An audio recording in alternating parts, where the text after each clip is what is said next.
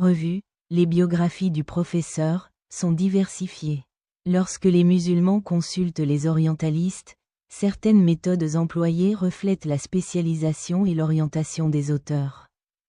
Certains éléments continuent d'être présentés selon les développements et les archives de la profession traditionnelle. Tandis que les ateliers utilisent les méthodes modernes employées dans les départements d'histoire de l'université. Les motivations de ces biographies sont multiples. Certaines sont accessibles dans le cadre de vos études ou de votre formation, comme le texte précédent.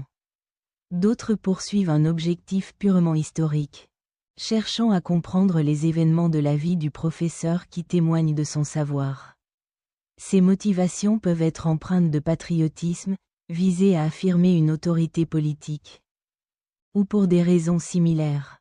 Les différentes approches et objectifs des auteurs qui ont écrit sur la biographie du professeur au cours des siècles ont contribué à la constitution d'une riche bibliothèque biographique. Non seulement en langue arabe, mais aussi dans les langues précédentes. C'est l'époque de la grandeur du sujet de cette biographie et de l'influence du message de son fils sur les peuples de tous les temps et de tous les horizons. Ceci est une source de loyauté et d'honneur pour celui ou celle qui, en tant qu'élu, lit la biographie du message et déclare. C'est ainsi que sont nés ces textes, que je transmets aux médias.